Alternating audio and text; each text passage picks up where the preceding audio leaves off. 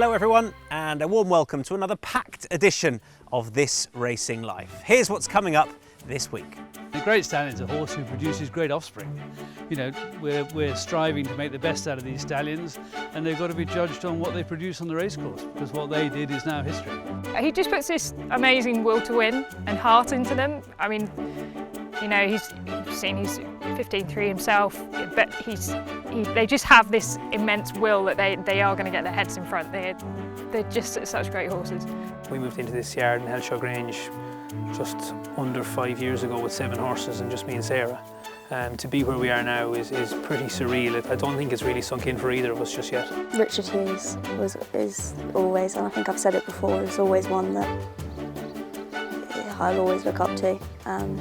AP McCoy actually is as well. I know it's completely different, it's jumping. Before Pivotal we had his father Polar Falcon, he was the first of the line we had, and we had Pivotal himself, Kalaki, and now Twilight Sun. So we've had 4 generations of stallions from that stallion line.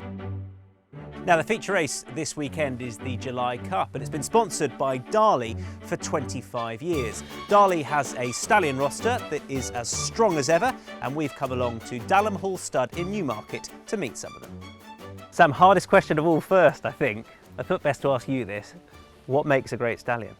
Oh, Tom, what makes a great stallion? A great stallion is a horse who produces great offspring. You know, we're striving to make the best out of these stallions, and they've got to be judged on what they produce on the racecourse, because what they did is now history.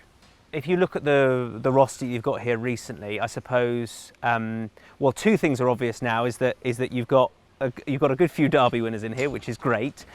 You've got the likes of Golden Horn and Cracksman, who carried the colours of Mr. Oppenheimer, in here as well. I mean, that must be great for you to have that association, first of all, and horses of that calibre that didn't race in the Godolphin Blue. Absolutely, absolutely. And I can't not bring in Too Darn Hot in there as well, who was, you know, raced for Ship Down. So for breeders of that level to have the confidence to want to stand the horses with us it's a huge tribute to the team, and we're very grateful for their support. You know, it's great. Why Cracksman? Why did you and the team identify Cracksman and think, goodness, I hope he comes to be a Darley Stallion? He was far and away the best son of Frankel at the time. He was a dual champion. He was a champion 3-year-old. He was a champion 4-year-old. He's out of a Pivotal mare. There's green desert in his dam side, so there's bags of speed in there. And there was plenty of reasons why Cracksman needed to be here. To have a son of Frankel standing here, that's the main part of it in some way. Yeah, I think we're very proud of our own sons of Galileo, and Teofilo's been an incredible stallion. New Approach produced our own Derby winner in Massa, so they've done us pretty well, but there's no doubt that line will continue, and so through Frankel, yeah, we're happy to have Cracksman, and hopefully, thanks to the exploits of Molten Paddocks and Charlie and the team, we've got 1 or 2 more coming. Dawn, the horse that I was, of all the stallions here, most looking forward to seeing was probably Pinatubo. Maybe that's because I saw him on track most recently, but has he been as popular as you expected? Yes, he's definitely, but we'd expected him to be incredibly popular, and he has been incredibly popular. He came here, I think, in maybe October last year. He looked $1 million. He was a massive credit to the team across at Charlie's. And we were able to start showing him very quickly after he arrived. And I think everybody who saw him just, honestly, they'd go away and say, can't fault this horse. I mean, he's by Shamadal. And I think it'd be fair to say that Shamadals aren't always maybe the prettiest horses, but Pinatubo is a fantastic example of a Shamadal. He's a great bodied horse, he walks really well, he's very correct, and he's such a brilliant racehorse, so yeah, he's been really popular. How long does it take for him to really, or any horse to really settle into a role at stud, or does it just depend on the horse? It very much depends on the individual, but I'd say he was one of the easiest horses to come here. As I say, stallion men love him, and that's a really good sign. If the stallion men are positive about him, it just means they've got great temperaments and they're easy to work with. You know, learn their new job really quickly. So yeah, he was easy. Claudia, Dubawi, he's the guy, right? When just seeing him today, he takes it all in his stride. He's obviously he just looks like such a tank when he comes out. And I think the first thing that when I'm in the paddock at the races, one thing I can often do is spot a Dubawi, because he tends to stamp them pretty well. So that's a good thing, right? Yeah. I mean, he really does stamp his progeny. He's obviously, you've seen him. He's quite a compact, strong horse. So, you know, specifically some of the mares we've probably had a few in recent years. A lot of Galileo mares, probably slightly bigger Scopia mares, and he suits them physically as well as on paper. So that's interesting. So again, that's something that you want to, or that you know, when a stallion's been here for a certain amount of time, you get to learn that what mares physically will suit them as well, not just leaps off the page at you. Yeah, I mean, it's a combination of the two. When you're doing a mating, you're doing a mating for a client, or even when it comes to the mares here, when they're sorting out their matings, you can do everything on paper, but if they don't match, then you know it's got to be the whole package at the end of the day. And the versatility he provides as a stallion must be such a huge selling point, not just about the Group 1 winners on the track, but the fact that he can get anything from quick horses, sprinters, to horses who win over middle distances, and not only 2-year-olds, but horses who just improve throughout their career. Yeah, I mean, you just have to look at last year. We obviously had Space Blues winning over 6.5, 7 furlongs, and then you've got Gaiath winning over 10, 12. He is such a versatile horse, and I think that's what makes him quite unique, and also helps him, you know, how brilliant he actually is, because he can get so many different types of horses and so many distances, and you know, Too Darn Hot is champion 2-year-old. So, you know, some people think that they do take maybe a little bit of time to progress, but it's not necessarily true. He gets a lot of very early quick horses. Quarto won the national stakes like he did. I mean, Dabari himself was a Group 1 winner at 2. So, and mentally, they're, you know, horses or his offspring tick all the boxes. Yeah, he just puts this amazing will to win and heart into them. I mean, you know, he's 15-3 himself, but they just have this immense will that they are going to get their heads in front. They're just such great horses. I remember, David, I was here a few years ago seeing Golden Horn. I think it was his first year here, and the excitement of having a Derby winner here, adding to the likes of New Approach. And then in comes a son of New Approach who's won a Derby in the form of Massa. Ticks all the boxes, right? Yeah, incredible. I mean, I suppose that the special thing about him is he was the first winner in the blue colours. You know, you speak to Sam Bullard, our director of stallions, he'll always tell you that was the most special day he'd ever had on a racecourse. And I think that feeling really ran through the whole team, you know, and it's kind of something that we've carried going forward. We're lucky to have, you know, a few Derby winners here, but he certainly has a special place, yeah. So we, you know, sort of people in the press and the like didn't make too much of that. It was huge for the Godolphin Blue to be carried to success in the Derby. Absolutely, yeah. I mean, that's His Highness's brand. That's the entire operation, and you know, he was obviously involved in Derby winners, you know, in the past through other, you know, Lantara and the likes. But you know, to have one in his own silks was, yeah, it was massive. And a homebred as well. A homebred, yeah. He's by Cape Cross mare Caller. You know, she was a group winner herself, and he's family of Galileo, See the Stars. He's a Darley through and through, really. Yeah.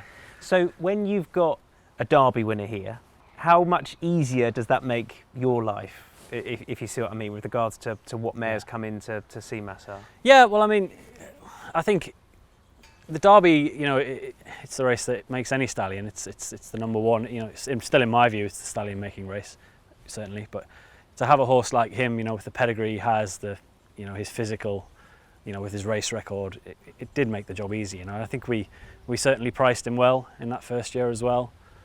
He wasn't overly expensive, you know, in relative terms, and you know, we certainly had a lot of interest, and that's carried through to this year as well. So, when he first came back here and he was first shown, does it, you know, physically, does he ticks all those boxes? He's the sort of horse that everyone is happy with what they see. Yeah, absolutely. I think, you know, I remember certainly last year when we were showing him for the first time, year before when he first came. People were just blown away with him when they saw him. He's such a well-balanced horse, just what you'd expect from a Derby winner, able to handle that track. But equally, you know, when you look at him, there's a lot of speed to him as well. He's got tremendous power in his quarter. He's got a great second thigh, great hind leg. He's a very, very correct horse, you know, and he sells himself. One thing that I'm interested in is the movement of horses between here and Kildangan, for example. How and why does that happen, Sam? Is that important for you to have a stallion that is here for a couple of years perhaps and then gets a chance to go over to Ireland? Are we talking about before Brexit or after Brexit? The B word, yes. Just sorry, in general, sorry to bring that in. Not at all. No, in general, I believed when we started, I was very keen on giving the horses an opportunity in both places. And I think there is a benefit in having a different group of broodmares from people who may not want to send them across the water, whichever way it may be. But there is also an issue that a stallion has a certain identity with where he's located, which is why we've done less of it recently. And it seems to me, certainly before this year, it seemed that broodmare owners were happy to cross the water, and it seems to be a fairly easy thing to do. It has got noticeably more difficult this year, and so will we go back to moving horses? I mean, I can tell you there's a lot of English breeders would love us to bring Night of Thunder to Newmarket, and I can tell you there's a lot of Irish breeders would love to have a crack at Tudon Hot or Pinatubo or one of these other exciting young horses. You know, so there's loads of reasons for doing it. They do have an identity with where they are, and these guys who look after them every day adore the stallions like anybody else in the racing game. The stallions, they wake up and they think about them all the time, and so to take the horse away, that's not a deal breaker, but you've got to take that into account as well, that these guys adore the horses they're working with, and there's a close bond. Is Darley in a stronger position now than you've ever known it? Well, I think Godolphin is in a stronger position than I've ever known it. We are having a wonderful time on the racecourse. So therefore the breeding side of it must be working, and therefore the raw materials that are coming through the racing stables, through Moulton Paddocks and Said and other trainers, I think, you know, the raw materials we're getting to retire to stud is better than it's ever been, and it is, I mean, we're so lucky. It is a fantastic place to be. Well, what a season it's been so far for trainer David Loughnane. He had his first Royal Ascot success and a 1-2 no less in the Kensington Palace Stakes, and also saw Go Bears Go win the Gain Railway Stakes at the Curragh. And he's been speaking to Anthony Dunkley. From a very young age, from as soon as I got into racing, I always had an ambition to train, and I went a bit of probably a roundabout route to get there, but we got there in the end. And look, we always felt we were good enough to compete at the top level once we were given the ammunition to do so. Did I think we'd be there this soon? Probably not. We moved into this yard in Helshaw Grange just under 5 years ago with 7 horses and just me and Sarah. To be where we are now is pretty surreal. I don't think it's really sunk in for either of us just yet. But testament as well to you for your patience with a type like Lola Showgirl, who as a 3-year-old, she had a handful of runs, but it was quite clear that she wasn't quite yet the finished article. This season, a win at York over 7, ridden by Bradley Roberts, and then the decision to go back over a mile at Royal Ascot. Take me through that thinking. Always felt she'd stay a mile. Look, a lot of credit has to go from the early days with her, with Micheál Orlandi, who bought her as a foal. Her owner, Kevin Lloyd, you know, he was very bold to make a decision not to race her as a 2-year-old, leave her alone till she was 3. She came to us as a 3-year-old, she was consistent, but we always knew she was going to be a better horse as a 4-year-old. And, you know, the cheapest thing in this sport that probably isn't used enough is patience. And fair play, you know, we've reaped the reward now, and it was brilliant for everyone involved. And for Fionn to round off the exacta as well, on very quick conditions, quickest that Fionn had come into contact with. Were you confident that Fionn would handle it? Yeah, she'd been running, obviously, her starting off on the all-weather last year, and then she had a couple of runs on heavy soft ground in Haydock. We knew heavy and soft ground wasn't going to be her real upper alley, and we knew she'd always be a better horse on quicker ground. She's a big mare. We didn't want it too quick, but it's always going to be safe ground in Ascot, so we weren't concerned about that. Fionn probably has more ability than Lola Showgirl, but Lola Showgirl is just so tough when she gets her head in front. She's the same here at home, you know, she just will not let anything past her. And Laura's £5 probably played into her strengths on the day. But look, I was happy whichever way they landed. It didn't make much of a difference to me. And you know, at the furlong pole, we started screaming, "Come on, girls!" It was just a case of who put their head down on the line. Again, Fionn, she's the first filly that the owners Alan and Susie Gray ever bred. So it was a special day for everyone involved, you know. And to have them all in the winners' enclosure together was unbelievable, you know. It couldn't have gone any better to plan. And a great thing about winning one of these new Royal Ascot handicaps is that you've had a winner on the biggest stage of all, but the handicap marks are far from blown. There's still probably more juice in the tank for both of them. Yeah, massively. I mean, Lola Showgirl went up £4 and Fion went up 2. To have those two fillies to be a first and second in Royal Ascot and still be rated 83 and 85, we've got loads up our sleeve, I still think, and I do believe they're both capable of getting black type on their pages. So we've an exciting year ahead with them both.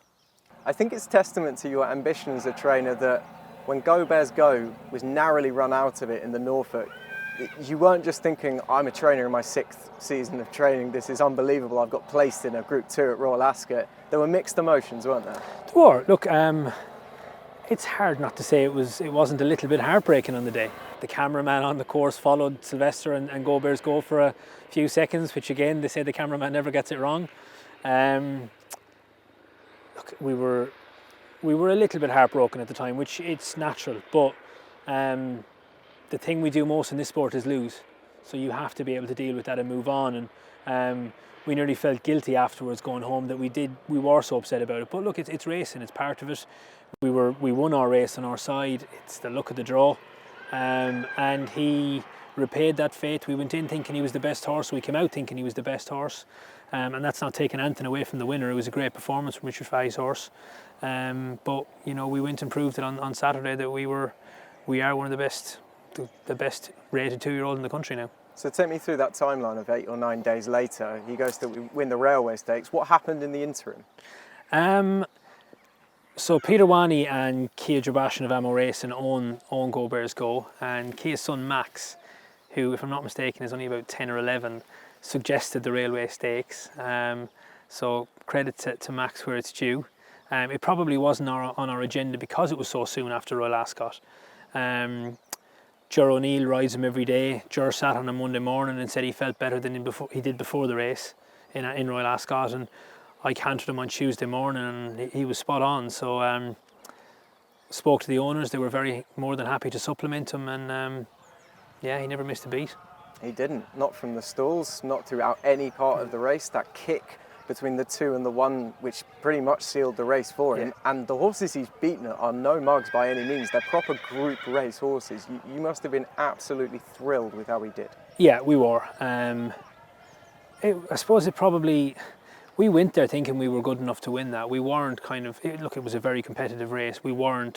I didn't probably look at it that way at the start. I suppose it was after the race that I started to realise, when all the pundits started to come out and the presenters saying it was the vintage Railway Stakes and one of the strongest in years gone by, and that's probably when it started to sink in a little bit how impressive in a performance it was.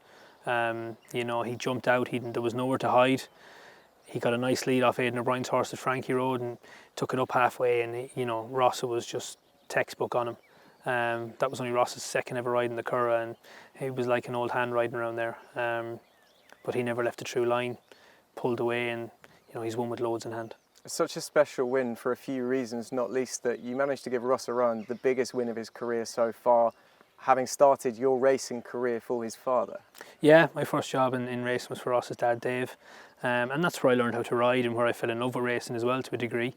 So Rossa was only, I suppose, maybe 3 or 4 years of age or 5 years of age at the time, and even then they had him on the back of a horse, so there was always only going to be one path for him. But it's great to see. I mean, it's lovely to see it do full circle. It was, I suppose, from a personal level, it was a bit special for me and Rossa to go back to the homeland and win such a prestigious race on Derby Day. It was very special. It was great. Campaigning wise, your hands are slightly tied now. You can back up under a penalty in a Group 2, but a Group 1 is what trainers want to win, and that's the plan going forward. Yeah, definitely. Look, we felt for a long time Robson Aguera and the team that prepped him, they really liked him. They were adamant he was a very good horse, and they were spot on from the minute we got him into the yard. We've always thought a lot of him. I think he's a Group 1 horse. I've not hidden that opinion from day one. We get an automatic. We were already entered, but we get a free entry into the Phoenix Stakes now after winning the Railway Stakes. So the Phoenix Stakes on the 8th of August is our next port of call. He can have 2 quiet weeks. He had a busy 10 days. He'll have 2 quiet weeks now, and that gives us 3 to 4 weeks to get him ready for the Phoenix, and we'll see from there if we can win that. sky's the limit after that. We've got the Pre-Morning in our minds on the 22nd of August, and he's entered in the Tatterstall Super Auction race on the 12th of September as well in Ireland. So look, we've got endless options with him now. Laura Pearson, one of the emerging stars of the weighing room, was entrusted with the ride aboard Lola Showgirl, and in steering Dave Loughnane's filly to success, became just the 4th female jockey to win at the Royal Meeting, and the first to do so as an apprentice. Laura, it's been a whirlwind 6 months. Can you quite fathom it now we're here at the end of June and you're in the position you're in? No, it's still very much like a dream to me. The good days keep you high and the bad days keep you grounded, but yeah, I'm very lucky. And there's been plenty of good and there's been a few bad as well throughout going forward. Just take me back to January and when things were really starting to get on a roll. Did you set yourself any goals for the season ahead?